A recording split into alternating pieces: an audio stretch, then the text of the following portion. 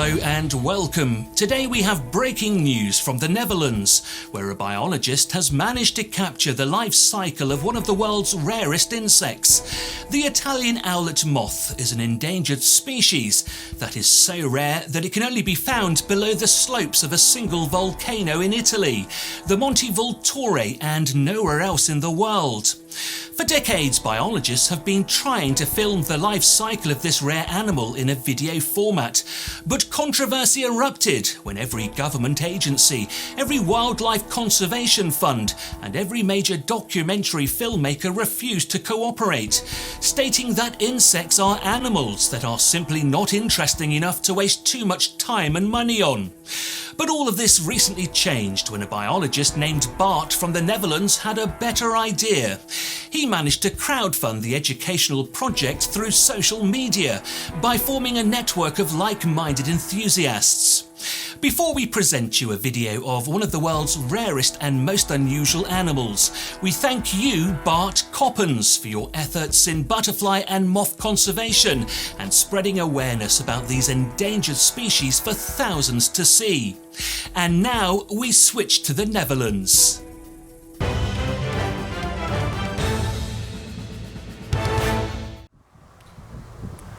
Ladies and gentlemen, it is not a lie. I am not making any of this up.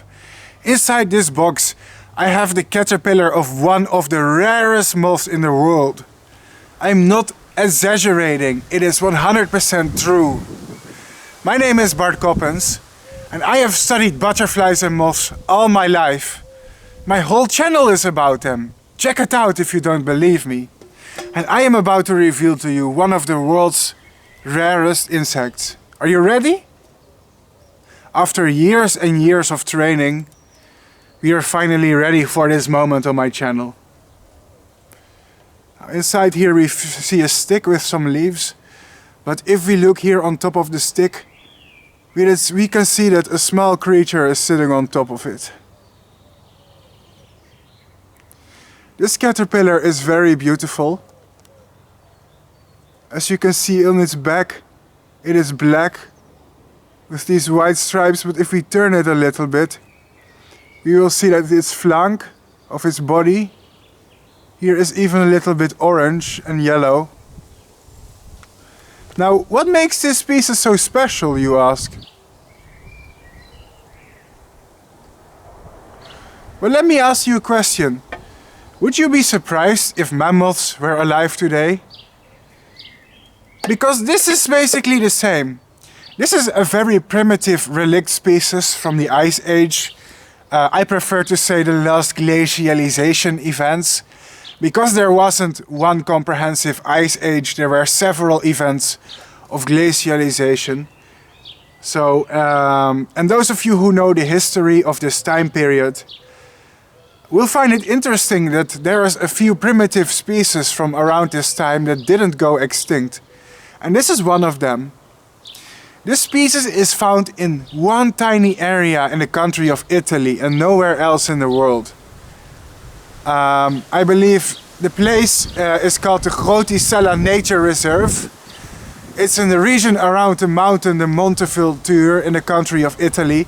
And it turns out that here in this tiny area, the climate has more or less been stable since the last ice age or glacialization event.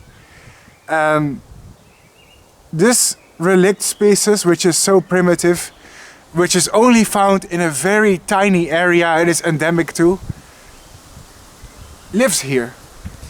And you know what? Today I'm going to tell you everything about this marvelous and super rare creature on my YouTube channel. On this episode of MothCycles, let's start the intro.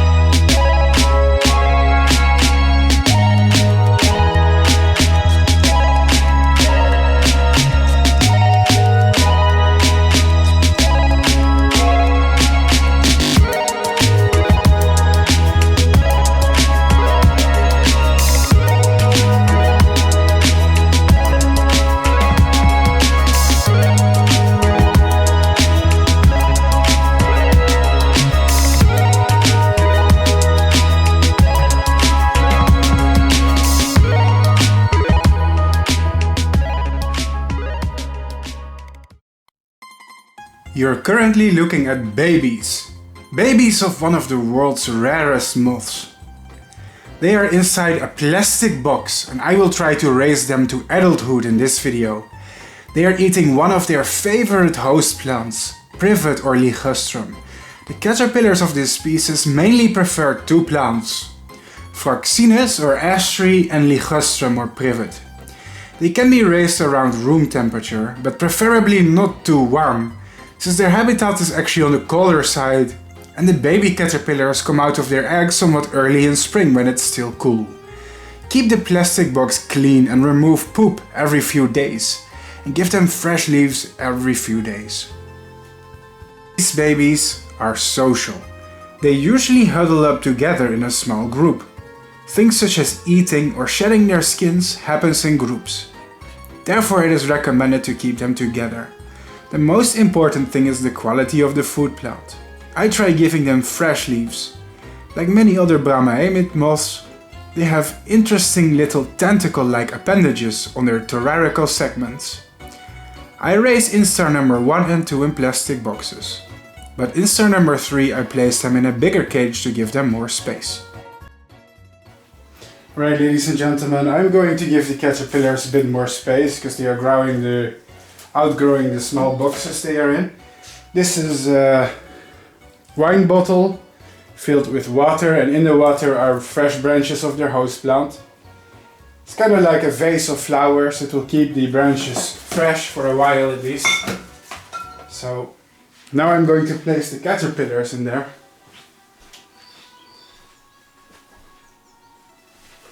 There you go. I'll just take these branches out and guess I'll place them here in the big twigs. Hope that none of them fall to the floor, although they can crawl up and find their food plant in that case.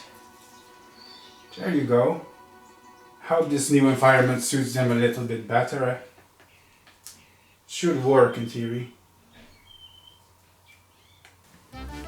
This is a method I use for most of my species, and if you pay attention to my channel, the caterpillars have a slightly nomadic behavior and tend to wander all over the place. Denodinota. Here is instar 3. Something very important for this species is to keep the caterpillars cool. They do not appreciate very warm temperatures. This is important to keep in mind.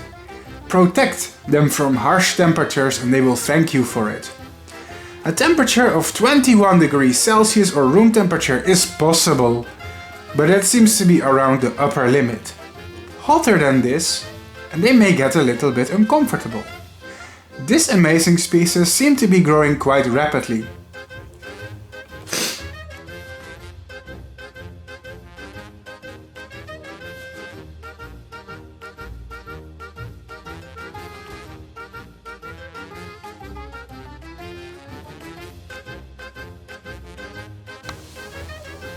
Risultato impressionante. In this case, I still had them inside their medium-sized pop-up insect cage, on bottled branches of privet plant in moderate temperatures.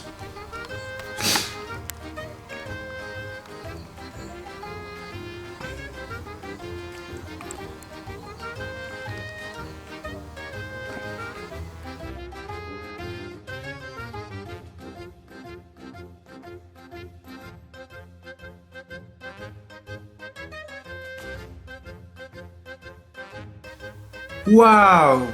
Before you know it, instar number 4 is there in plain sight. Now they're starting to become really beautiful and impressive with long tentacles and a black body with white stripes. Important to note is that at this stage they become solitary and must be separated to be reared in smaller numbers because they want a little bit more space and privacy.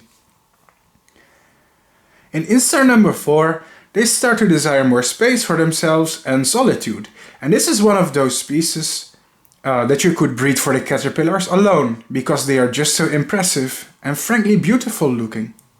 Alright, ladies and gentlemen, the Acanthobrahmaea. I've split them up between two cages. Cage number 1, cage number 2. When they will grow bigger, I will split them up between even more and more cages. That's because this species is so rare,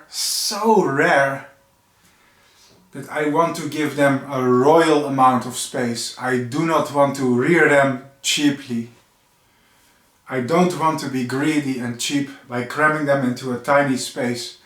These animals deserve respect, and I want to maximize the survival rate as much as I can. Breeding such a rare animal as this one is a huge privilege, and I think I am morally obliged to make sure that the survival ratio is high by giving them the most amount of space and food that I can offer them right now. So yeah, just divided them over 2 cages. These moths come from a special family, the Brahmaeidae. They are often referred to as the Brahmin moths or the owl moths, whichever name you prefer. I prefer to call them the Brahmin moths because owl moths can refer to many other families sometimes, leading to confusion.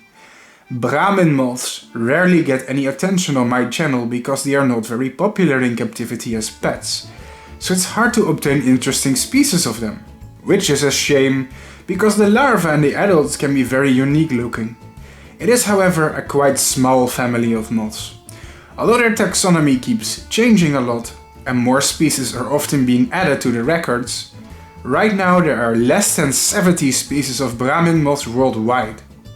That makes them a small family. In comparison, there are over 2000 species of silk moths and over 1500 species of hawk moths right now. So you may be confused. If these creatures really are that rare and special, what are they doing on the channel of a YouTuber? Well, let me introduce myself if you're new here. My name is Bart Coppens and I'm an online biologist who studies butterflies and moths professionally. My channel is about promoting their conservation. I really want to protect these species from extinction. I want to raise awareness for these species in the wild. And so far I've been quite successful at it. This species in particular has been on my mind for a long time. It is extraordinarily rare. Something that is the pride of entomology in Europe and in particular Italy. This extremely rare and unique species could not be missing from my channel. And through this video I hope to raise awareness to them by documenting their life cycles. It is a crowdfunded project because YouTube sadly permanently demonetized my channel. So what you're watching right now, the content you are enjoying right now, was paid for by my fans. I hope you are not only thankful to me as the creator, but also thankful to my fans who helped me monetize my channel and crowdfund spectacular videos of rare and threatened species like this owlet moth right here. What makes this species interesting is that it is an ancient relict species from the last ice age, or should I say, from before the last glacializations. Yes, it is a very primitive moth that shares ancestors with modern Brahmin moths. So how did it go extinct since the ice age? Well, they almost did, but it seems like the population was trapped in a refugia where the climate has remained relatively stable since this time. It explains why they prefer this colder microhabitat around the slopes of the Monte Vulture in Italy. Imagine a hidden valley in Europe, in which the species from the Ice Age such as mammoths and saber-toothed cats have secretly survived since then. This is actually the equivalent of what happened to the Italian owlet moth, and what genuinely makes them a biological miracle. I'll explain more of that later. I have a bad hair day, eh? Oh my god. I blame the pandemic. I haven't been to the barber for a long time. Who cares? Let's see how they are doing. Ladies and gentlemen, very good news that makes me happy. Very good news. You see, I was checking the container and I found some caterpillars here, aimlessly wandering around. Those of you who are not experienced breeders, let me explain to you why is that good news. Because that means they are not interested in eating anymore. And for a caterpillar, that's rare, because Caterpillars are obsessed with eating 24/7, and if they show no interest in the food, it either means they are very sick or it means that they are ready to turn into a pupa. And I think they're about to pupate. How do I know? That's because they lost these appendages on their head. Do you remember these weird tentacles that this species has on top of their thorax? You know, these weird alien-like appendages? This species, it loses them before they pupate. Like they just randomly, they drop off their head. Just like that. It just falls, literally it falls off. I know that's pretty crazy, but that's literally what they do. And the evidence is the one, there is a total lack of the weird tentacles, the whips that they have. It's an indicator that they probably want to pupate. Second of all is the fact that they are aimlessly wandering. So I'm reading the science here. So what I do is, I think these guys, they will pupate very well in a container with paper tissue. Ta-da! Now in the wild, these caterpillars will crawl underground and form a pupa in the soil. But in captivity we can just give them something soft. Warning, paper tissue does not work with every species. But it does with the Brahmaea, it's in my opinion. And very much so. Also found a third caterpillar. So what this means is that probably at least 3 of them have made it to the pupal stage.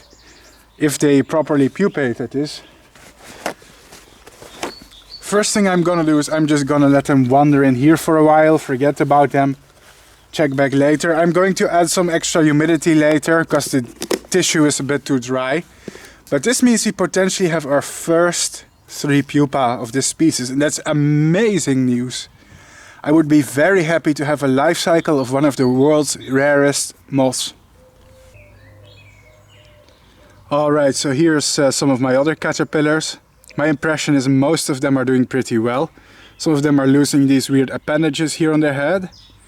So I think a lot of these are ready to pupate soon, maybe this week. The survival ratio is not that bad, but it could be better. From time to time I do keep finding dead caterpillars. So there's that. I'm not sure why that is. Maybe it was too humid? I don't know. Food plant quality should be fine for them. But who knows? Still, if all of this pupates, I'm gonna be a happy dude.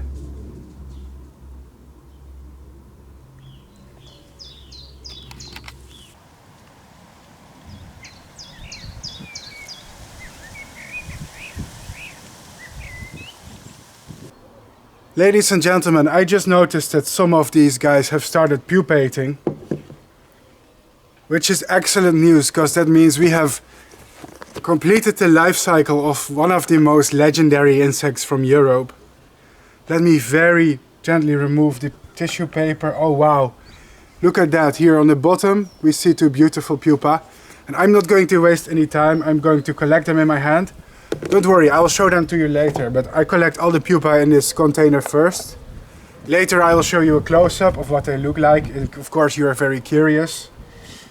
So wow, another pupa. I've already found 3 pupa so far. This is going to be very excellent. Oh man, this is all such good news.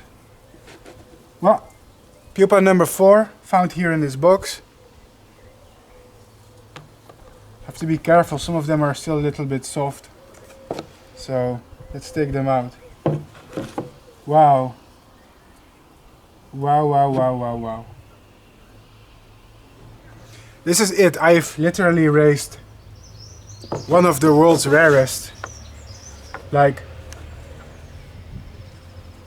I'm not even sure if there's even a better species I can breed after this.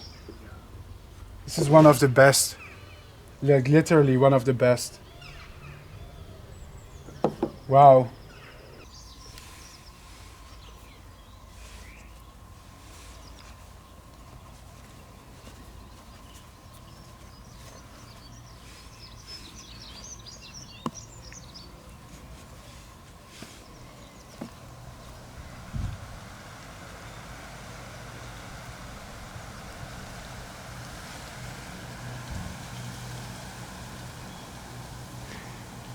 Paper towel tissues, especially if kept slightly humid, are an acceptable substrate for them to pupate in, but you can also use soil if you like.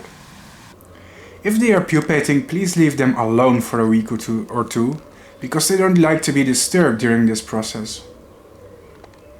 Thankfully we did have some caterpillars left that were feeding. At the same time, let's keep an eye on some of the caterpillars that seem to be in the process of pupating. Not all my caterpillars started pupating around the same time, some grew a little bit slower than the rest.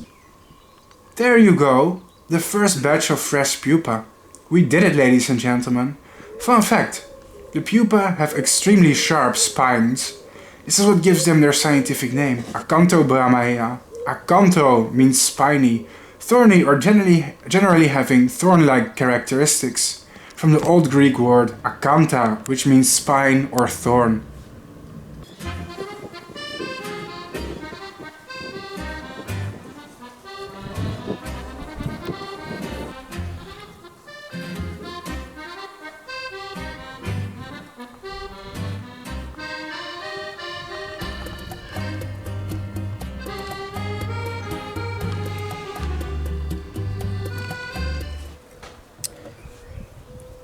Mi piacciono gli americani, ma non sono così intelligenti. Saluti. Yes, that's right, ladies and gentlemen. It's time to celebrate with some Italian wine. I'm not much of a wine drinker, but you know what? I just raised one of the world's rarest insects that I've always wanted to raise since I was very young. Actually, I have raised them before. It's not my first time, but it's my first time filming the life cycle on YouTube. So I think it's an achievement to raise something so spectacular. So it's worth celebrating. Now, before we start, I do want to give an alcohol disclaimer. Alcohol is very bad for you, and it's very important not to drink it excessively. Please keep that in mind, that with drinking too much you can totally ruin your life. It's not something I want to promote. If you are watching this channel below the legal drinking age, then please follow the law. Just had to put it out there as one of the more family-friendly YouTubers. I know a lot of young people watch my channel. I'm not against drinking alcohol, but I am very in favor of doing it responsibly. Don't ruin your life. That was all. And I thought it was funny to have Italian wine. It is Valpolicella. Is that the right pronunciation? Valpolicella. So we have this really rare moth from Italy in this episode. Life cycle is almost completed. They're pupating, so I'm celebrating, you know. What always makes me happy is a good breeding project, a good conclusion to a breeding project. It always makes me satisfied. You put in a lot of work and you know the hard work can pay off. Cheers. Now, I am not a wine drinker. I'm not a big fan of wine, but despite that, this one is actually good. And for me, that's a big compliment as somebody that actually hates wine. I think most wine is disgusting. I don't know why. I just really don't like the flavor of it. But for some reason, this one, I can stand it. And if Bart Coppens is okay with drinking wine, that means it is probably good quality. It must be. It's like moths. If somebody who hates moths likes a certain species, that species must be really special. Right? That's the logic. No, it doesn't work? Okay.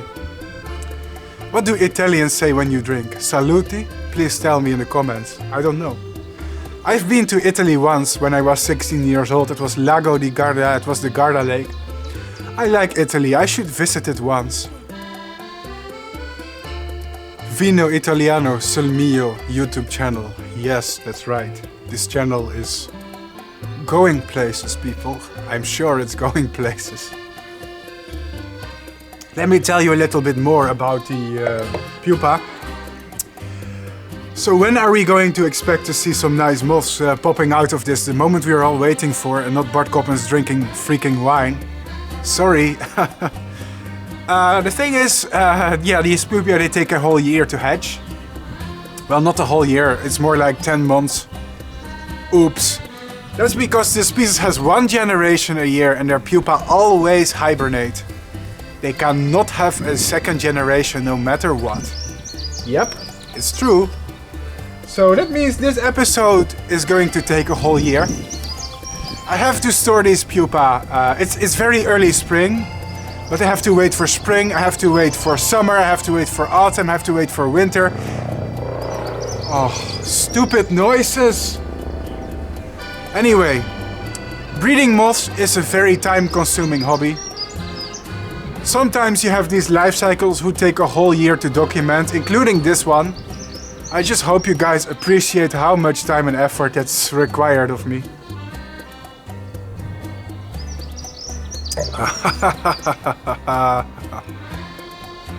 I should stop filming soon before I get actually drunk.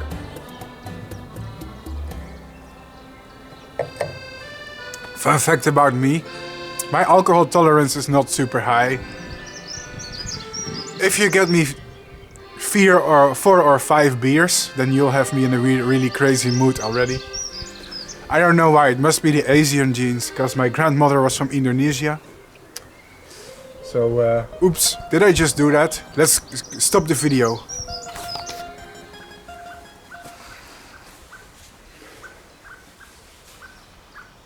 Guys, imagine this for a moment. You are Italian. You just raised the pupa of the Italian owlet moth. Ciao bellissimo, molto bene. Ciao, bella porca. Bart può essere molto attraente, ma sicuramente non è divertente. Zitto, Bart. Non sei un comico, sei un clown. Forse un clown attraente, ma pur sempre un clown. Anyway, I have bad news and good news. So here is the first of our pupa. It's not even all of them. I still have many caterpillars behind the scenes still eating and pupating every day. But this is the first amount of pupa we produced. Cool, huh? So what's the bad news? They're doing well, right? We had a very good breeding. This species only have one generation per year. It is univoltine with a fancy scientific word. Univoltinism means just having a single generation per year, and a lot of moths do this. So what the pupa will do is they will actually hibernate. They will spend all winter in the soil, only to come out next spring.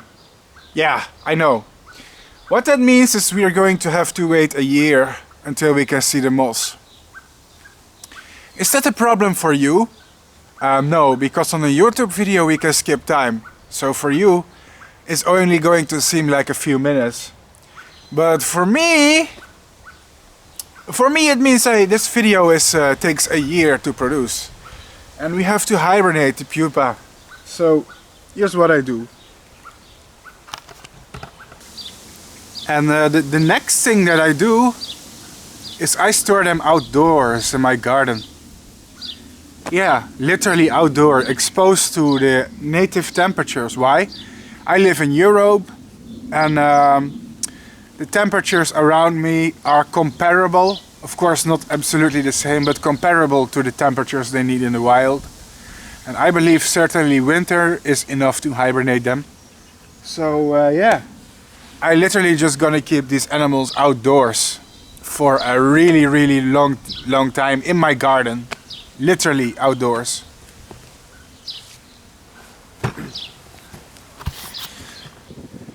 So guys, if I have any pupa, where do I hibernate them? Well, this kind of looks like a trash garden shed. I should clean it up. But this is where I hibernate them, literally outdoors. Literally outdoors, here. I just put them in here in the back. And I forget about them until the next spring. Literally, that's all I do. And if it's cold outside or rainy or warm or sunny, it doesn't matter. They're exposed to the native temperature.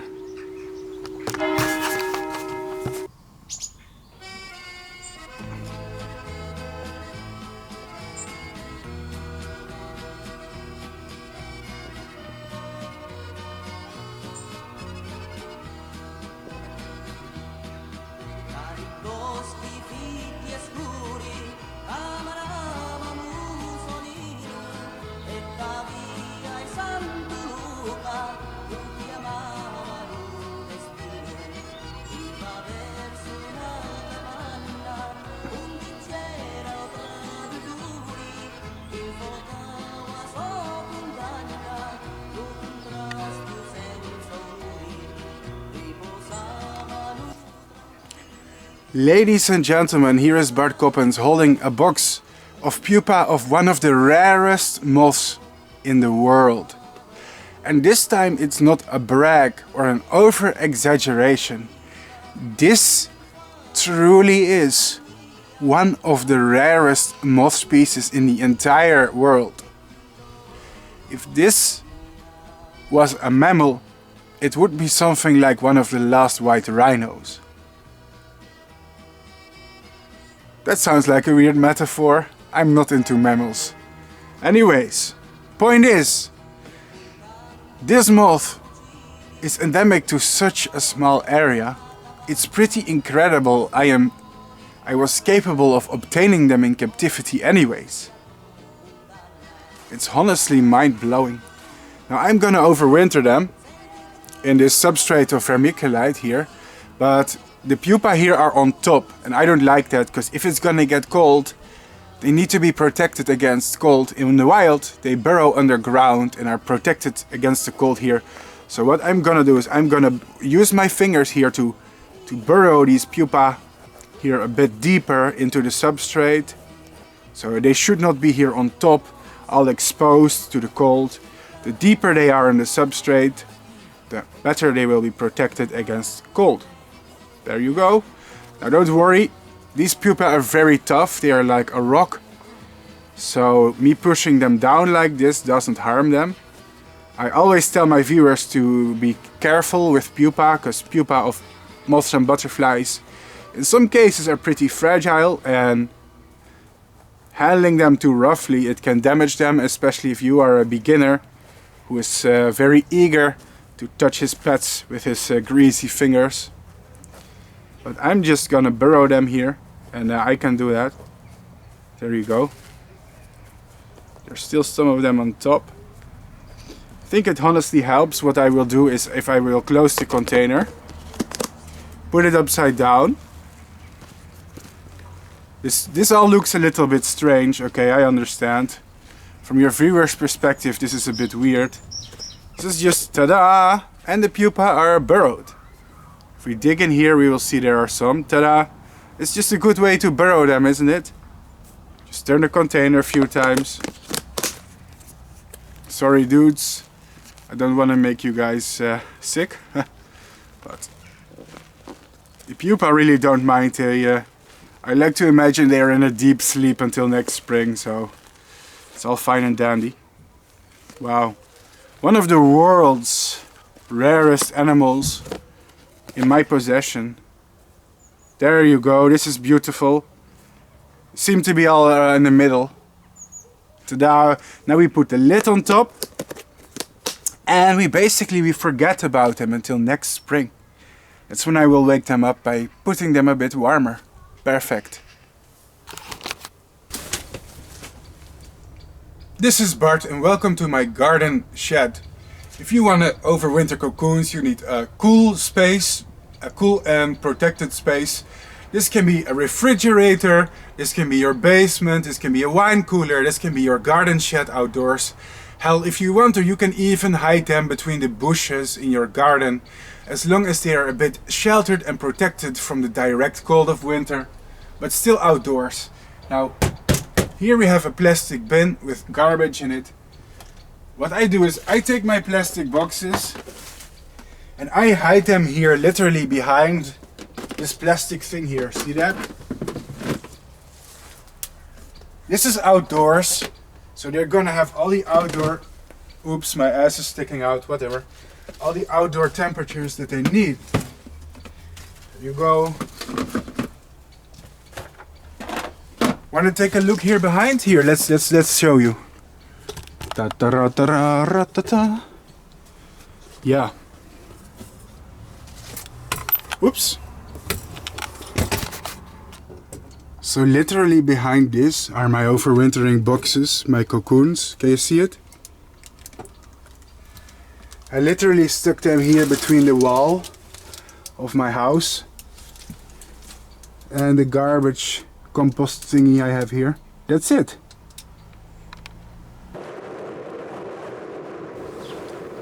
And now the seasons are passing by. It's very interesting You guys don't notice this, but this video took me over a year to produce. And in winter, the pupa essentially hibernate. These species only have one generation per year. And we really had to wait until spring so I can warm them up and start breeding again.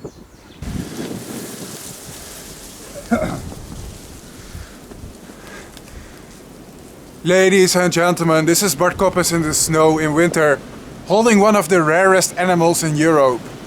That's not a joke. I can't think of any other animal in Europe that's more rare. And I am including mammals and other threatened species. This endemic species is found on an area of only 50 square miles in the wild. And the trick to raising them is keeping them cold in winter.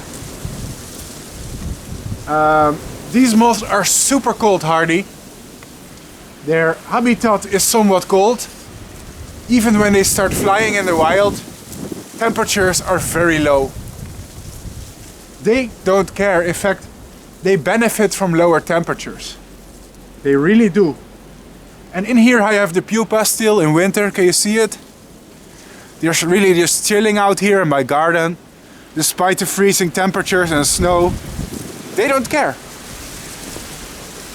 Insects don't have a calendar or a smartphone to tell them what month of time of the year it is. To know what season it is, they feel, they measure the temperatures around them. And that's why it's important to give them natural temperatures. So, by keeping them cold, I am synchronizing them. And they understand that it's winter, because that's really what they sense the temperatures and they know, oh, it's winter. We gotta keep hibernating. And when temperatures go up in spring, they start to develop in the pupa. And then the moths will come out. Isn't that wonderful? Woof, a lot of snow. Really? Okay, let's wait until spring. Winter is a boring season for an insect breeder like me. Let's go.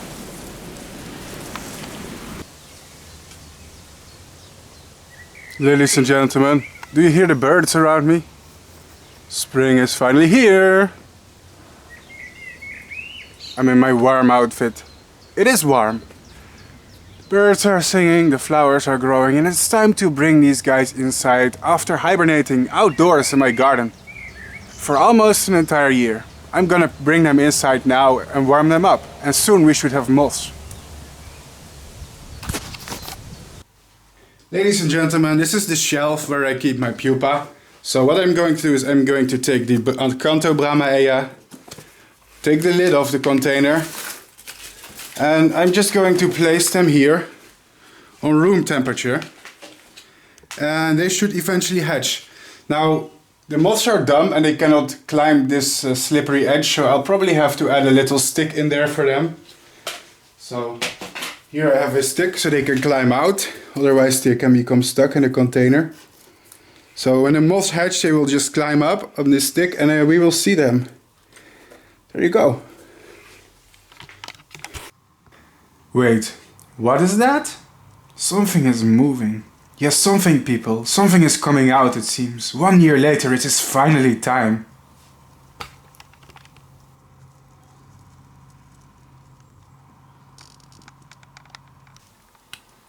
Oh my god, there it is. Incredible. One of the world's rarest moths on my hand. I think a close-up in daylight would look a little bit better, however. Let's take a better look the next morning.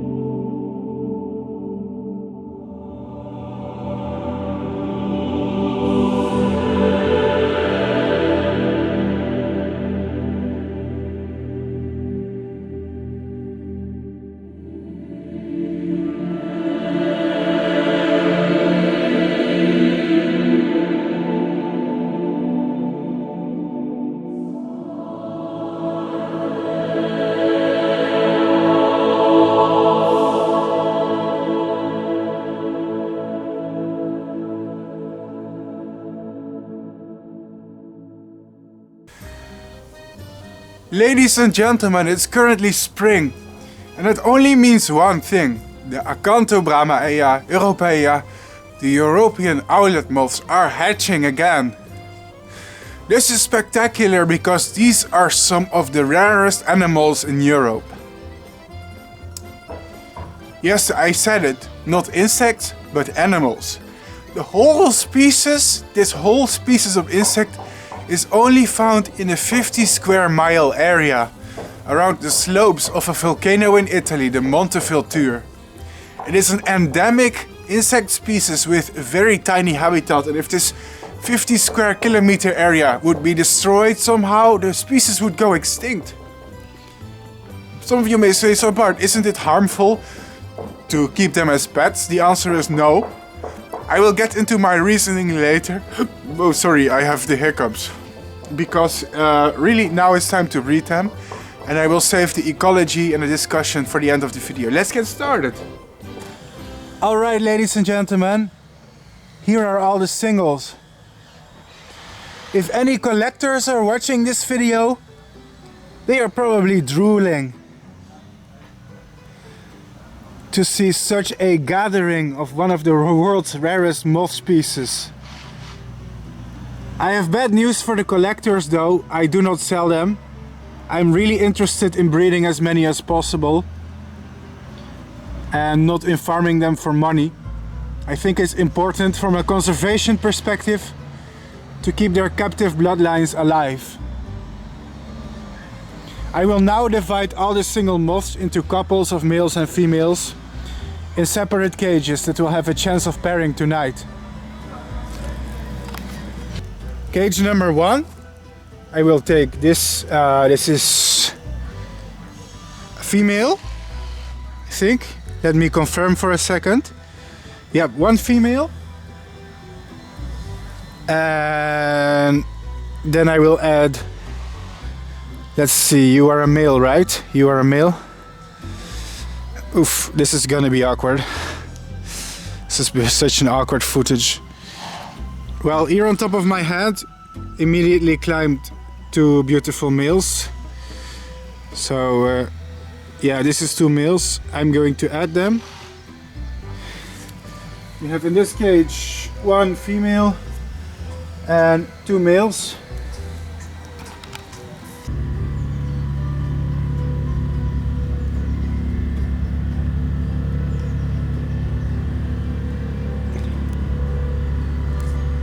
All right. In this cage, I put 4 males and 2 females. So that means each girl has 2 males for herself. I think this is a very good ratio for pairings for this species.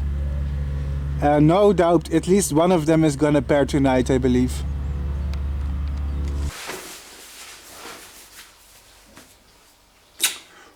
What's up, ladies and gentlemen? I am in my basement. Why? Because my basement is nice and cold, which is what this species likes. They can pair in low temperatures. So, I've divided them here in 2 cages. Each cage contains about 2 males and 2 females.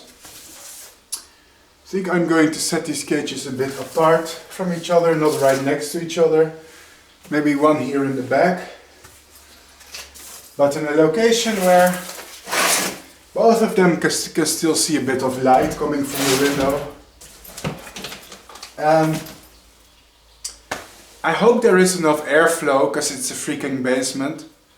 But with some luck, we may witness tonight pairings, who knows. Just gonna leave them here, chillier temperatures. It's early in spring. I could put them outdoors if they don't pair here tonight. Who knows, they just came out of the cocoons, they're fresh, so let's keep them going. Good morning, ladies and gentlemen. Please don't listen to the horrible sounds of construction workers outdoors. I have no clue why. It's been happening all day. I guess the neighbors are busy. But I have some good news. Let's take a look inside our cage here, shall we? I am very happy today, as you can see. Wow. This is what a pairing looks like. A male and a female making love. But we didn't have just one. But we had two pairings! Yay! I'm so happy, guys. We can breed another generation. Wow. Look at that. Two pairings in one cage. Of this beautiful, rare gemstone of an insect. That's amazing, isn't it? That is amazing. Oh yes, so there's potential for many babies. However, please ignore these plants, they are hibernating. However, in my second cage, we don't seem to have had any pairings. I'm not sure why, but it looks like all of these guys are still single. So we're gonna leave these here, I guess, for another night. I want to pair these ones too, but this is great news. 2 pairings in one cage, 0 pairings in second cage.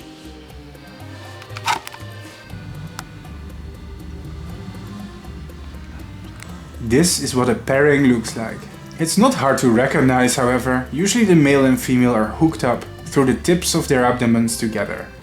It seems that the males and females of this species stay together for about 24 hours if they are not disturbed. The trick to pairing them is to keep them cold. The moths can mate in temperatures as low as 3.3 degrees Celsius or 38 degrees Fahrenheit.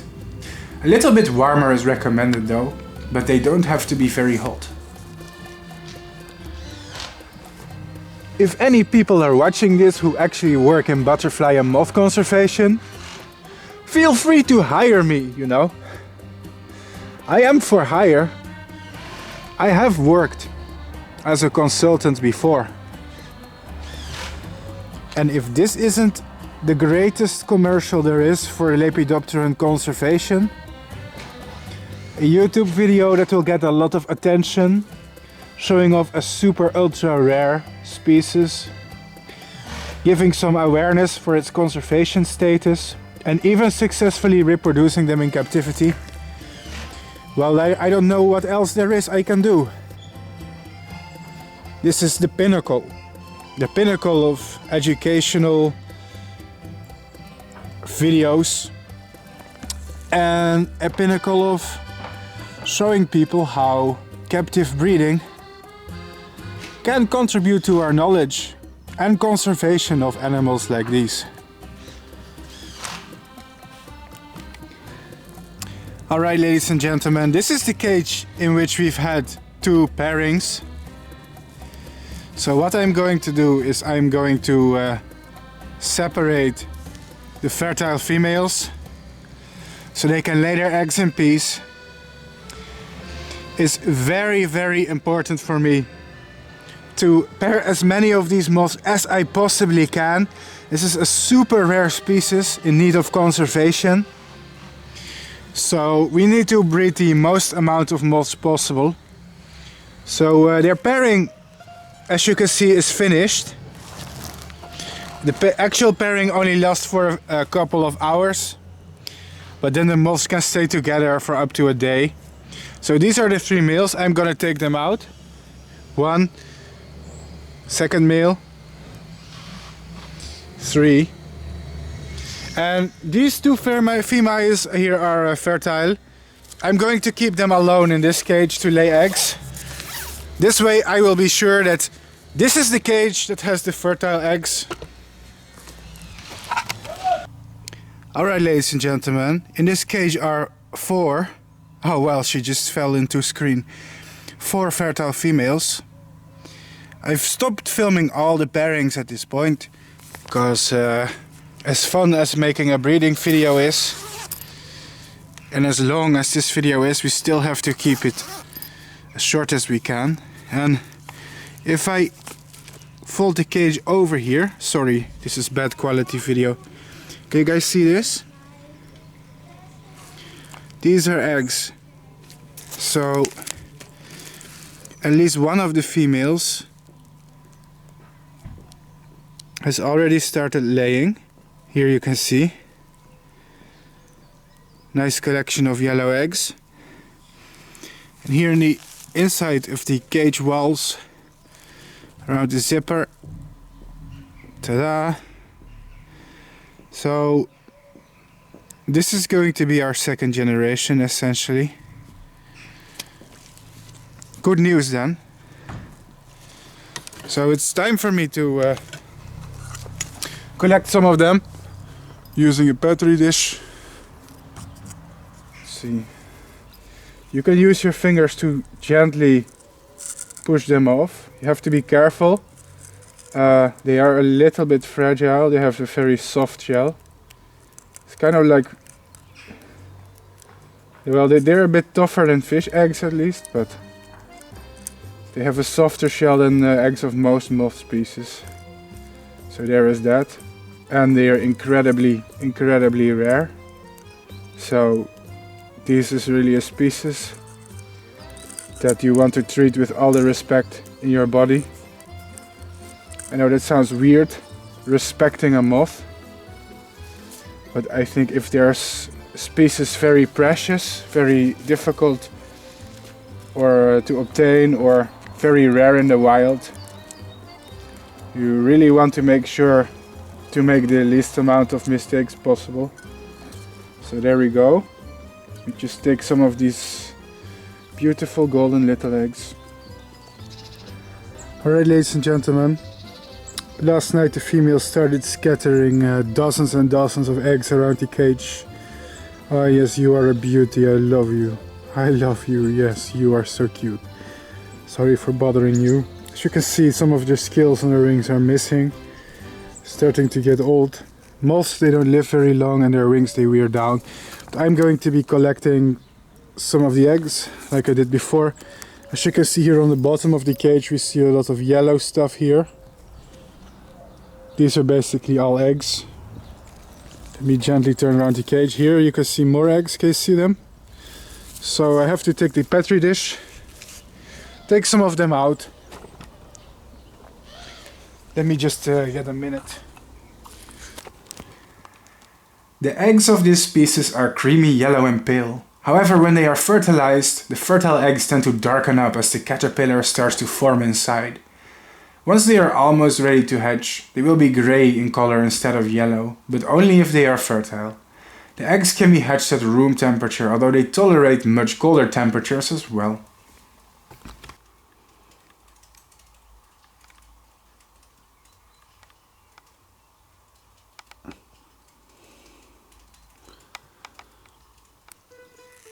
Wow guys, I have to say the Acanthobrahmaea egg harvest this year has been phenomenal. It has been phenomenal. Wow. Take a look at that. And they're still laying. Hey girl, you look a little bit old. Your scales have mostly disappeared. And you are beautiful and I love you. And you really did your best. Yes, you.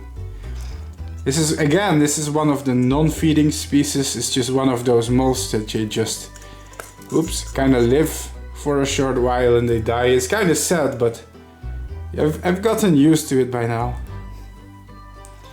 So I'm really hoping to raise as many of her babies as I can. Let's just appreciate here the beauty of this insect. Wow. Do you like these moths, guys? I mean, they're not really colorful, but unfortunately, like, humans are very biased towards colorful stuff. It's funny, but when it comes to species conservation, it's often so true that we always want to protect the colorful stuff. Did you know that most of the protected insects in the world are butterflies? And that's not because butterflies need more protection than any other insect, it's just because they are more beautiful. Moths don't get much attention at all. In fact, other insects don't get much attention. So some of these eggs getting dark. I think the first ones are ready to come out in a few days. And before you know it, 2 weeks later, babies! Finally, I guess that another life cycle is completed on my YouTube channel, people. Finally.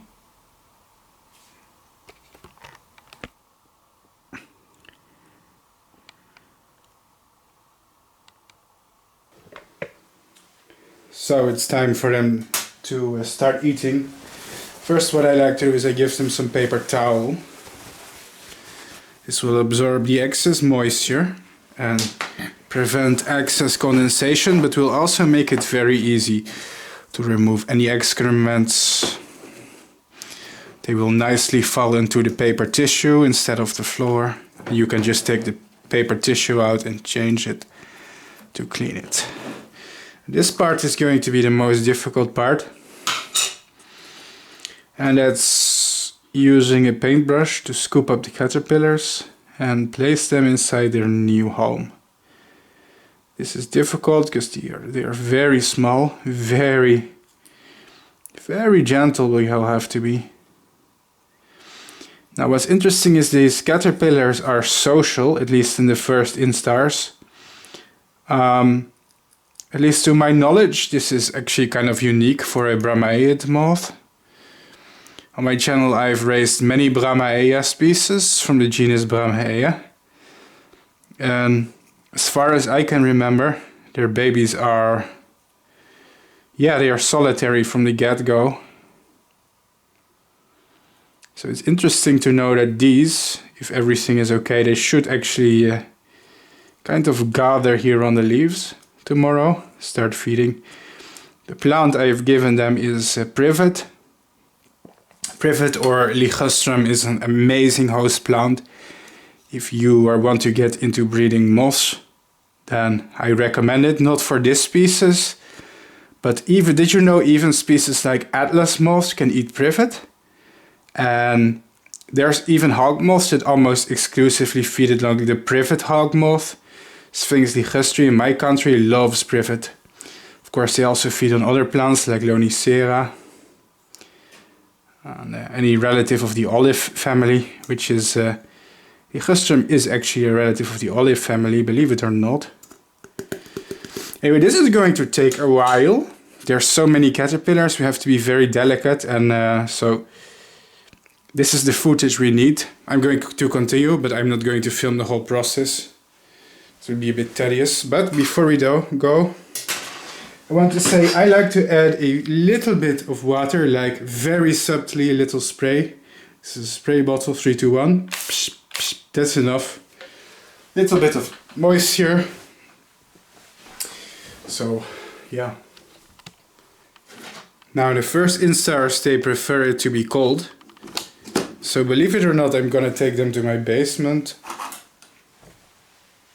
That's because the habitat where they fly is actually rather cold. So especially in spring. In a few moments I'm honestly going to take them to my cold cellar, my basement. They will be more comfortable there than on room temp.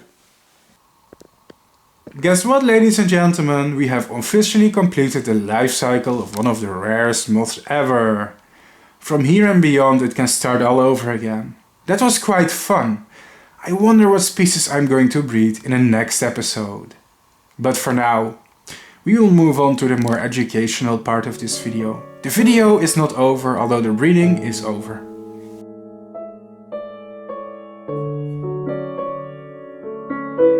Acanthobrahmaea europaea. The Italian owlet moth is one of the most remarkable insects that I've ever studied in my lifetime.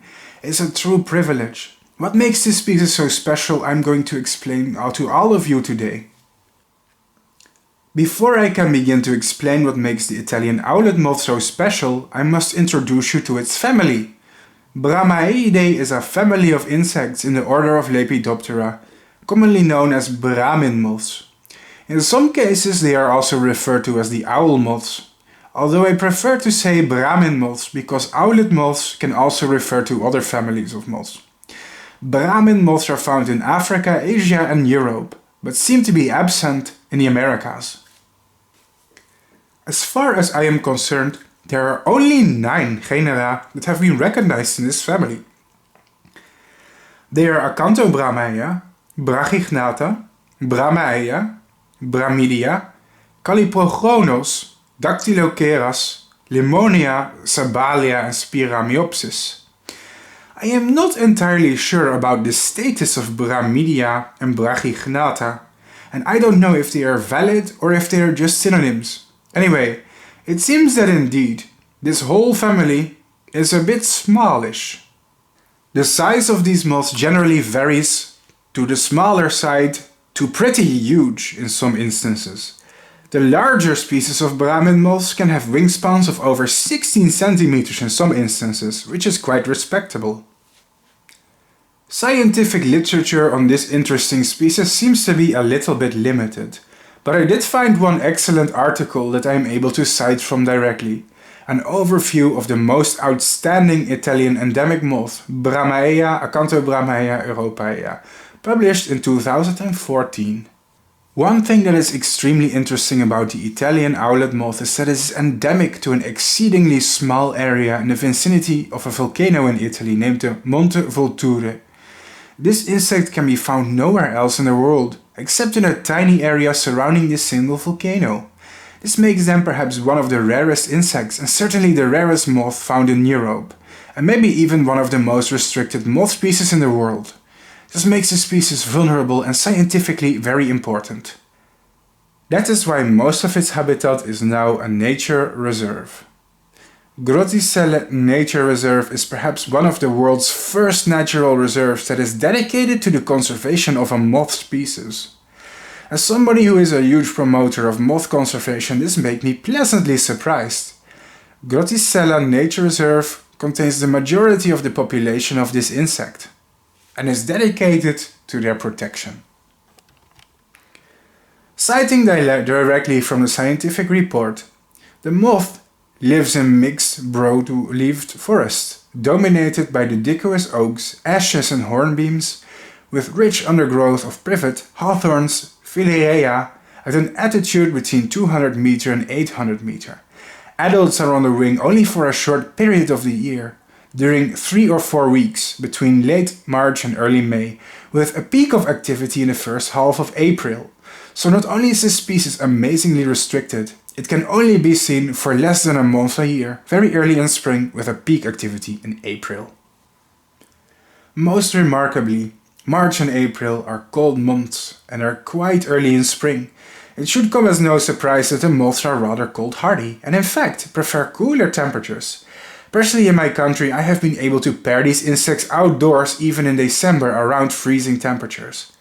This insect has a very remarkable cold resistance. Allow me to present to you an old video of 2017 where I had the moths outdoors in the snow. The main host plant of this moth appears to be ash tree, or in particular Fraxinus angustifolia, the narrow-leaved ash tree. Caterpillars are found the most frequently on them. Secondly, Philarea latifolia or green olive tree is another host plant caterpillars have been recorded on in the wild. The ash tree, however, is presumably the most important one. Research indicates that the moths are present in locations where ash tree grows but where green olive tree does not grow. But that they are absent in locations where green olive tree is present but ash tree is absent. So it seems they mostly require the presence of the ash trees to sustain their populations. But they can use Philarea latifolia, the green olive tree, in some occasions as a secondary host plant.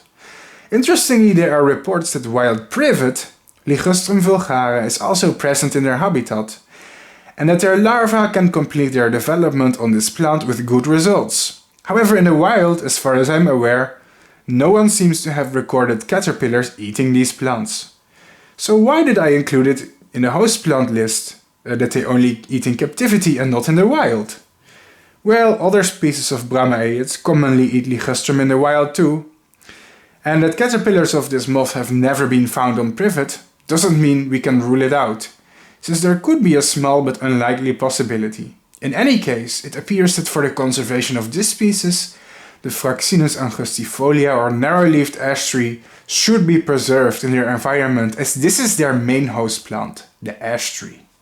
As of right now, there only seem to be 12 small localities in which the species survives, which can be divided into 3 major areas. Interesting is that most localities in which the moths occur are fluvial, or in other words associated with rivers, specifically in the vicinity of rivers or flowing bodies of water. But what makes this moth really interesting is that it is a relict species from the Tertiary time period.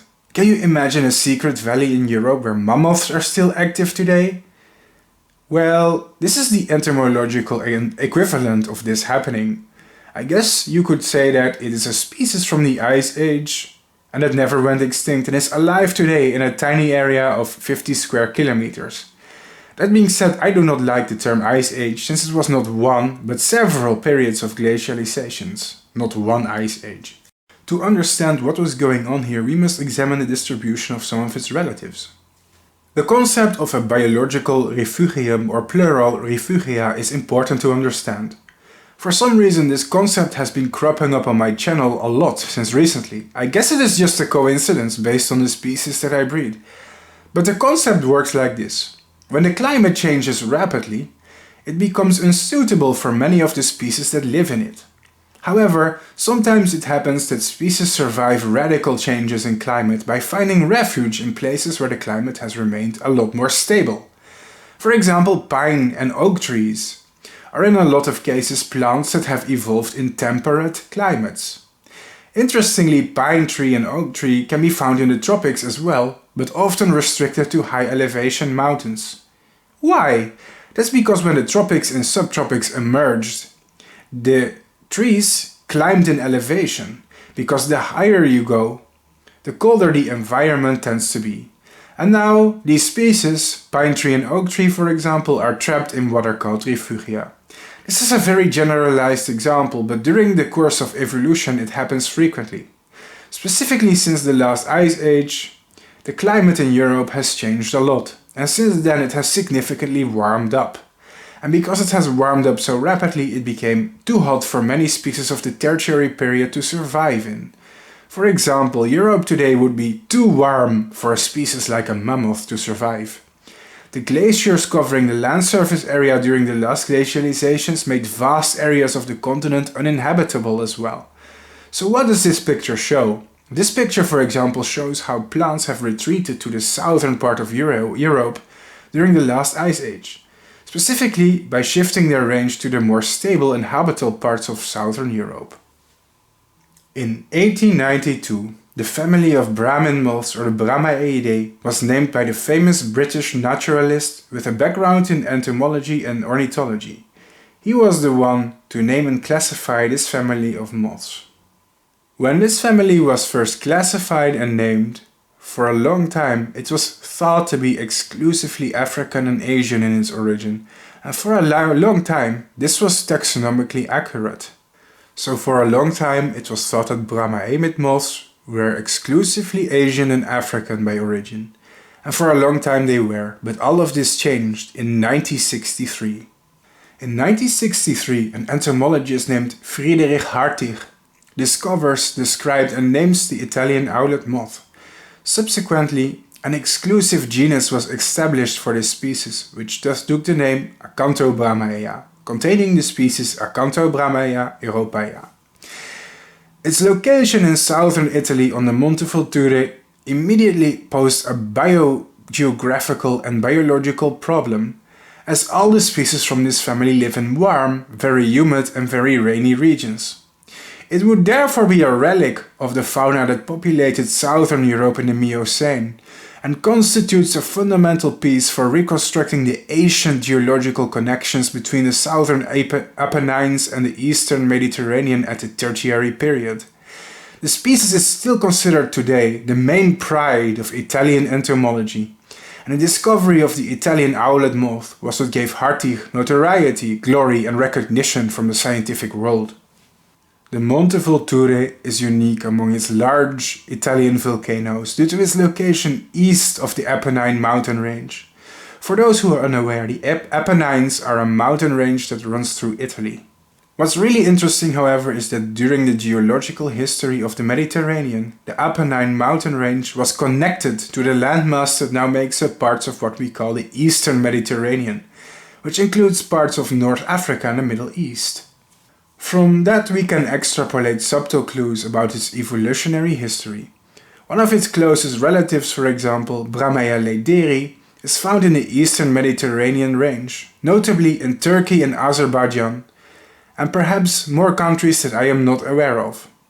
This map does not accurately portray the range of Brahmaea leideri, so don't take this as a scientific representation. However, the presence of similar Brahmin moths in the Eastern Mediterranean is an important clue.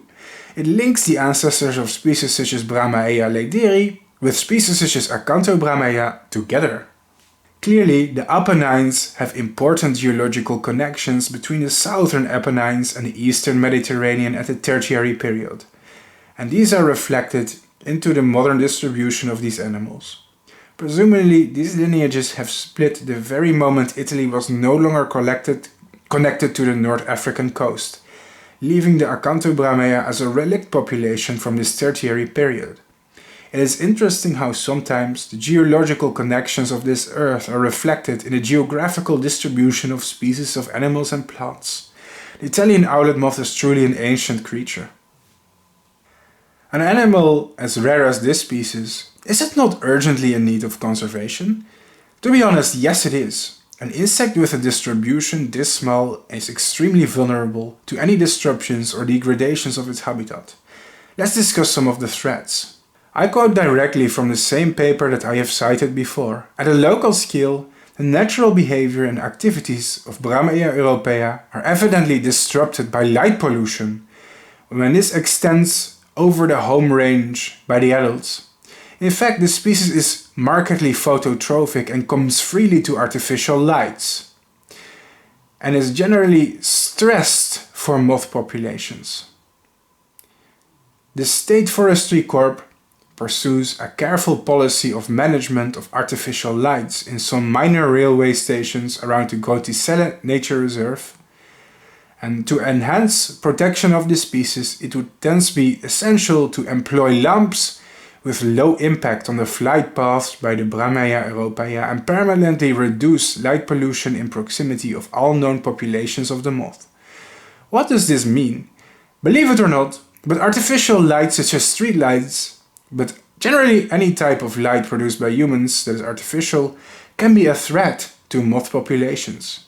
Their attraction to the artificial light can be fatal, as the insects keep being attracted to the light source directly instead of finding a partner and reproducing instead. This can have a negative impact on the moth populations. Directly from the source, the alteration or simply improper management of the environment may also affect the abundance and distribution of the host plants. For example, the clearing of the forest undergrowth for fire prevention may lead to a drastic reduction of the bushes of the Oleacea supporting the moth populations, so for the grazing by sparse cattle in woodland habitats. This means that, of course, since the insects are so strongly dependent on their host plant, the forest should not be managed in ways to interfere with this type of vegetation. Interestingly, it appears that their host plants are counted as forest undergrowth, a type of vegetation that is sometimes cleared by forest management. Entomologists catching the insects from the wild also seems to be a perceived threat, for the species is rather localized. Protection measures are recommended that will make it harder for someone to catch these animals and remove them from the wild. A traditional threat for the Brahmaea europaea is represented by the collection of individuals. In fact, this is a so localized and handsome species that is highly coveted by amateur entomologists. Wait now a second, Bart. Did you not remove these animals from the wild yourself in order to breed them in captivity? Isn't that harmful? So some of you may be asking questions right now, because Bart Coppens, you've been emphasizing for over an hour in this episode how rare this species is, how vulnerable this species is, how threatened this species is, and how its survival may be threatened in the future. Is it ethical to breed them? Is it ethical to keep them as pets? Story time, ladies and gentlemen. Because I think it is. Here's what you guys should know. A natural reserve was dedicated to the protection of this species. I think Gotisella Nature Reserve was made in 1971. The animals that you see in my video were collected before this time. So the animals were taken from the wild before their habitat was protected. And amazingly, some of these bloodlines have survived until now. These are very ancient bloodlines of the same moth that people keep breeding for fun. What that means is that if breeders stop breeding them and the species goes extinct from the hobby, it's probably going to be hard, impossible, and certainly unethical to obtain them again. So therefore I think that breeders do have an obligation to continue the bloodline of this animal to the best of their ability. Because if this species vanishes from the hobby, people collecting them to reintroduce them to the hobby may burden the wild populations, in fact. And a particular bloodline of moths in this video that you saw today have been bred by one person for over 24 years' time. Over 24 years' time. Think about that. I am 28 years old, okay?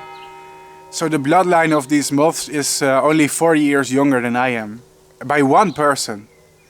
So that's the amount of dedication some people have. If you're watching this, I don't know if he watches YouTube, Mr. Werner, I'm not going to say your full name. I respect your privacy. You are doing amazing work with this species. But I don't think it's unethical to breed them because it's a captive bloodline, you know? And if you farm an animal in captivity, you don't put pressure on its wild populations. In fact, it's the opposite. You're filling the demand that breeders and collectors have. You're filling the demand by producing more and more and more of them, so people don't have to take them from the wild. Second of all, I think my YouTube channel is worth it. Sometimes I do breed species that are kind of rare-ish. And I think the amount of attention my channel generates for that particular species is worth it.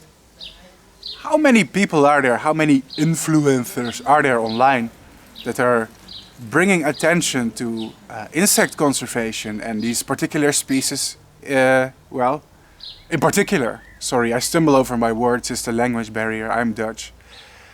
But I've taken a good and deep look on the internet and I really am the only person doing this. I really am the only person bringing attention to these individual species, to these very obscure / threatened species. And I think that alone is worth it, to be honest. I mean, even if they were taken from the wild, which I would not do with a species this threatened and rare, but even if I did, you could argue that, like, well, there's a payoff, right? There's like an awareness factor. It's like putting an animal in a zoo. People are going to see it, people are going to see them in real life and care about them, and that helps their conservation, right?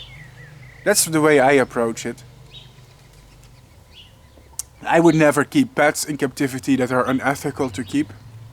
I try hard to keep this channel legal and ethical. Second of all, you should know is that this is not a protected species. Why? I don't know. This defies all logic. Logically, it should be protected species. But there are so many protected species of butterflies who are less rare than this moth. I guess it's because it's a moth that people really don't care about its conservation. People don't give a shit about it. Because it's a moth. If it was a pretty butterfly, it would be super protected right now. But it's not. Because it's a brown hairy moth. It's kind of like discrimination if you think about it. Anyway, the good news is the species is not legally protected as of right now. And thus YouTubers like me are free to breed them. I do always think about ethics. And I think it's smart. I like it if my audience asks these sort of questions. That's why I diffuse them. Because I want to set a good example for everybody on YouTube. A good example for the conservation of insects. And not be a selfish pet owner who likes to own expensive or rare stuff just to brag about it. If I do, I think about the ethics. Is this ethical? Is it sustainable? Is it worth it? In this case, yes, it is ethical. It is sustainable because we can breed them for many generations, and it is worth it because of the educational factors. Just so you know. Second of all, I think breeders and collectors are a very easy scapegoat. The main threat to butterflies and moths are companies who are deforesting. The main threat to butterflies and moths are farmers, agriculture, pesticide. Not people like me who are passionate and take a few from the wild to breed, right? But of course they like to point the finger at, oh, the people collecting the butterflies and moths, oh, it's bad for their conservation. No, in reality it's the companies who are destroying their environment, it's the people who develop precious habitats in the wild. But hey, we don't talk about those issues, do we? It's easier to point the finger at a small hobbyist than a huge company like Nutella, who needs a lot of palm oil for their products, and which causes a lot of deforestation. But that's another discussion for a different video. Just putting my thoughts out there, let's continue. Yes, it's true. The bloodline of these animals is 24 years old. A small number of individuals is dedicated enough to keep this species going in captivity for 24 years. And if this bloodline goes extinct, it will be very difficult to legally acquire this species again. In fact, maybe this species will disappear from the hobby when that happens. Therefore, I urge all breeders who think about breeding these moths to approach it in a serious and respectful manner. Of course, when you buy the animals online, you are not obliged to breed them and continue the bloodline for everybody else, but failure to do so could result in the species disappearing from the hobby altogether. So I urge that only serious and experienced breeders get their hands on these insects, which I know sounds like massive gatekeeping, but if too many people brought them online and failed to breed them, I imagine they could vanish from the hobby, and that would be quite bad, because it would be forever maybe. However, the most important threat to their survival and continued existence I have saved for the last. And I quote that in addition to the general logging, which has already led to a dramatic reduction and fragmentation of forested areas, and regrettably is still partly ongoing. It must also be considered that in evident consequence of the mesohygrophily shown by one of its main host plants, the narrow-leaved ash populations of Brahmaea europaea are somewhat associated with fluvial access, which is right where a concentration of infrastructure such as roads, railways, industrial plants and commercial warehouses is increasingly being settled. The loss of connectivity between woodland fragments hosting the species and their reduced size are likely to turn as the most detrimental factors affecting wealth and persistence of the Brahmaea populations. Furthermore, it was shown both with light surveys and after mapping of host plants in the Grootticelle Nature Reserve that the distribution of the individuals and suitable environment patches across woodlands is far not uniform, so that the very presence of the species in woodland fragments where it occurs is actually a subset of the wooded areas themselves. In more simple language to the less scientific viewer of this channel, it means that due to logging, the habitat of this species is declining and is being fragmented. Its main host plant, the narrow-leaved ash, seems to be associated with rivers and river edges and their immediate surroundings. This is a problem because human development tends to happen exactly in these same areas. Eventually, highways, industry and development could further fragment and isolate these already limited populations into even smaller and more vulnerable ones.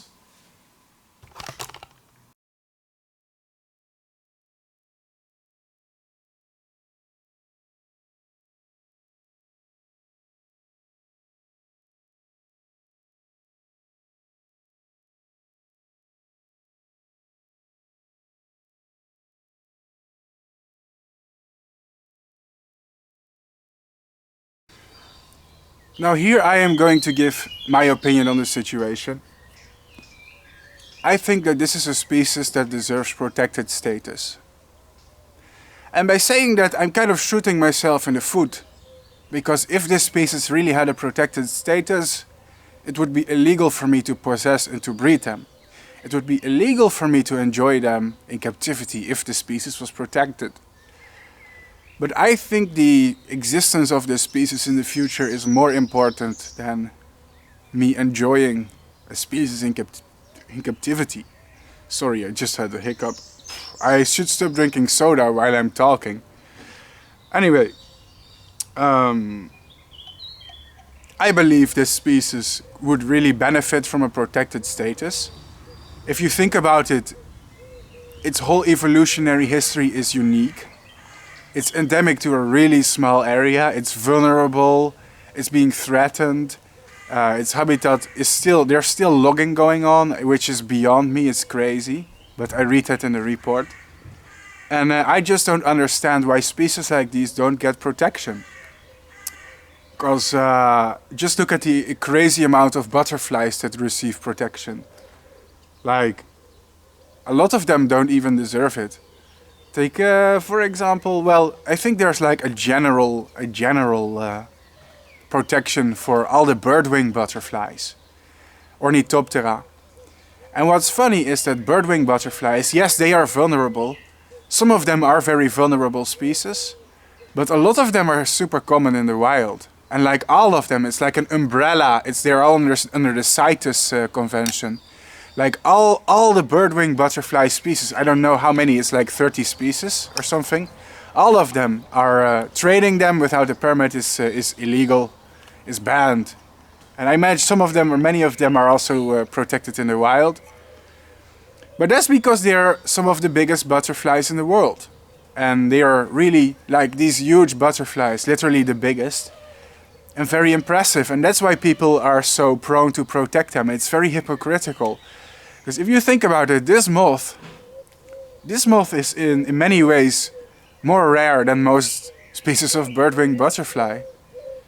Like, this species is more in need of conservation than many of the butterfly species who are protected. But it's not protected. Because it's a brown, boring looking little insect. That just makes no sense to me. Like, in my country, they protected like the purple emperor butterfly, Apatura iris. While this species is like, in Central Europe, is still super common. Yeah, it's threatened. I'm not saying it should not be protected. I'm just saying there's a double standard, because we protect... The protection laws only care about stuff that's beautiful, in my opinion. Because you rarely see something that's very plain, boring looking, and people making an effort to conserve it. It's a double standard. Yeah. It's weird to think about. Let me think of other examples. Well, I'm sure that if you look at the list of protected butterflies, locally, nationally or worldwide, you'll always see this bias in any country. For example, some countries, I think it is Thailand, all the species of moon moth, like the Actias, are protected by law.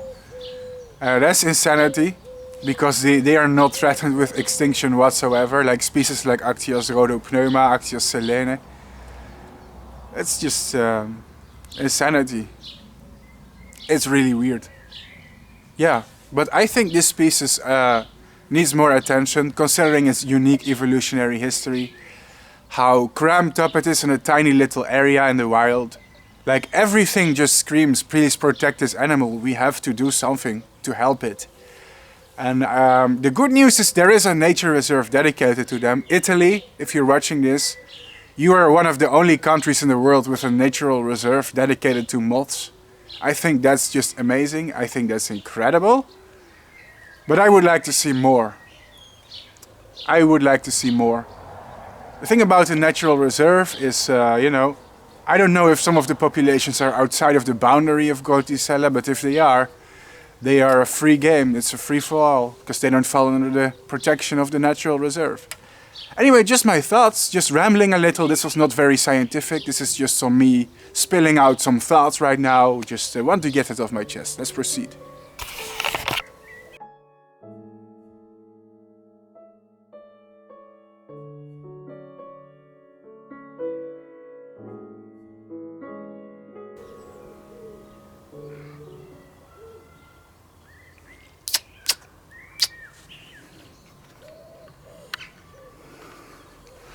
Hey you, let's have some delicious Italian wine together.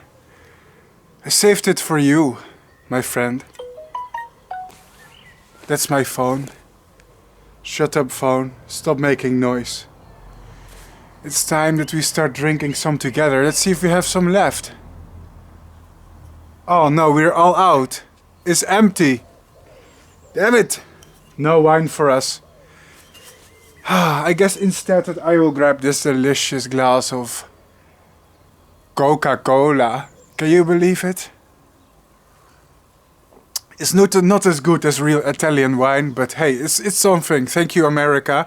Oh, say, can you see? Now, guys, ladies and gentlemen, let me talk to you here for a little bit. See, this episode was really enjoyable for me to make. This is one of my favorite moth species ever. I always wanted to film the life cycle of this insect, and it's another legendary species down on my channel. Like, species after species, I am filming their life cycles, breeding new species. And at this point, there's not many legendary species left that I can show you. I think the Hercules moth or the comet moth would be pretty cool. Or maybe the Spanish moon moth, the Gaelsia. I can breed those if I want to. So many species, so little time. But there is something I need from you in return if we want to see more episodes. It's money. What? Bart, what's this? Are you asking your viewers for money? Why? Well, that's because this YouTube channel is 100% demonetized. Several years ago, YouTube, or at least some of the YouTube executives or some guy or manager, whatever, decided that my channel is not worthy of being monetized. When I upload a video on YouTube and I get views and people subscribe to my channel, I don't make a single dollar from this. Zero. And that's a bit unfair because I have like over 20,000 subscribers. If my channel was monetized, I would be making thousands of dollars per year. But now I'm making zero. Nothing. But that's a little bit of a lie, because I do have budget to make videos. And where does this budget come from? It comes from you. You see, this channel is crowdfunded. YouTube a long time ago decided to monetize me. They decided my videos are not worthy of having advertisements on them. I don't know why. And in that moment I was thinking like, should I quit YouTube or should I continue? Because I was successful, but it felt useless to making videos if I'm not making money from it. Because it costs so much time and effort. And that's why I had a very smart idea. Crowdfunding. And that's what happened. And right now I am, every month I am fundraising from my fans and my viewers several hundreds of dollars per month. And this is what helps me make videos like this one. Because breeding these insects is really time consuming, very expensive and sometimes very difficult because you need a lot of specialism. I care about the environment a lot, and I think it's very important to educate people about these unusual insects. So people start caring about their conservation, start caring about their biology. They start caring about how important insects are. And that would be very good for the environment. That's my idea. So if you like this show, ladies and gentlemen, please consider subscribing to my Patreon. But it's also possible to donate through PayPal, to LiberaPay. It's another payment platform. What else do we have? We have Ko-Fi. I'm pretty sure there is way more than that. You'll have to see it in the links of the description of this channel. I also sell postcards on Etsy. Even more stuff than that. So yeah, if you like the show, consider donating to me financially. And for me that would be really useful so I can make more awesome moth videos for you guys. I really need it to make videos like this. And did you pay attention to something that happened in this video? The production time of this video was 1 year. 1 entire year. If you don't believe me, the evidence is right there in the video. Like, all seasons are there. For example, there's we start here breeding these things in the spring, and then it's autumn, and then it's winter, and then it's spring again. Like, we literally have all the seasons in this video. This is a life cycle of an insect that takes one entire year. 1 year! 1 year! I've been making this video for 1 year. That's a lot of time and effort and dedication for a video. For a video that's probably not going to get that much views, because it's about something very obscure not many people care about. We literally have every season of the year included in this video. I just had to get it off the chest. Sorry for the incessant begging, people, ladies and gentlemen. I know it gets repetitive, I know it gets annoying from time to time to hear the same message. And you're like, Bart, would you please shut up? No, I will not shut up. This is literally the only way I can continue. I apologize. I don't have any companies that sponsor me. YouTube is not helping me. I really have to scrape every dollar from my fans. I know that sucks. It's annoying. It's stupid, but it's also working. Because right now I have over 80 sponsors of this channel on Patreon who donate to me every month, and it's only because of that we can enjoy the life cycle of really cool species of moths and butterflies. I also want to say that since recently my channel has, let's call him one super fan. Now, I respect his privacy, so we cannot reveal too much info about my super fan. But we can reveal his first name. It is Rob. He is from the United States. Rob is a very common name, and the United States has 350 million people. So I imagine that there are still a few million potential Robs out there that could be one of my super fan. So I don't think that's too revealing of his private information. I respect his privacy. But Rob, tada, I'm wearing the Rob t-shirt today. Let's say that Rob is somebody who, let me tell you guys about him. Rob is somebody who recently donated to my channel. But it wasn't really a regular donation. It was more or less a huge amount. It was enough to fund my work like the entire summer. Like from February to June, all my finances are covered because of this one super fan. He sent an incredible donation. Now, I'm not saying this to brag. I'm saying this because I want you guys to appreciate what's going on here. I'm really thankful of this person. So that's why I wear the Rob t-shirt. The myth, the man, the legend. It's a funny t-shirt. Sometimes I wear it in real life, like when I go to the store and all my other t-shirts are in the laundry. I actually wear it in real life. It's kind of funny.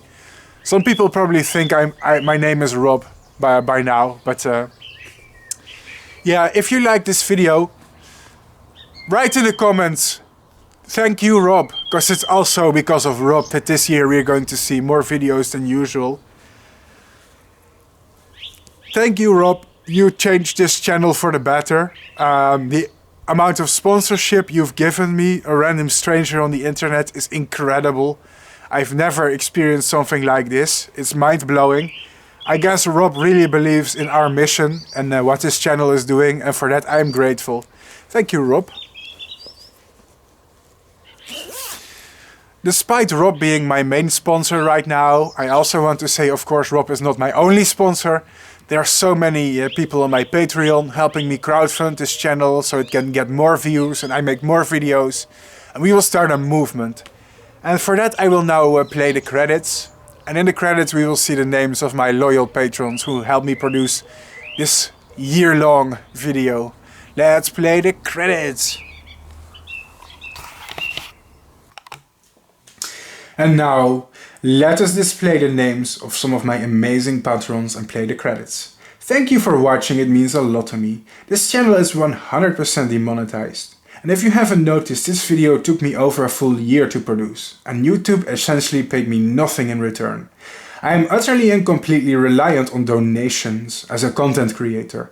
If you enjoy my channel and would love to see more stuff like this, consider pledging to my Patreon account, donating through PayPal, LiberaPay or any other method that is available. Let's start the credits.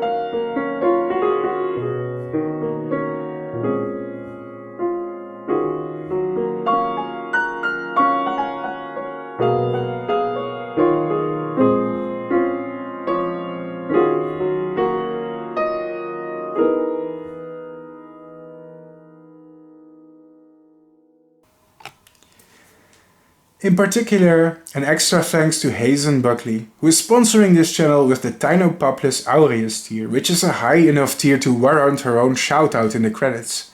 She said she wanted one with a hickory horn devil, so here it is.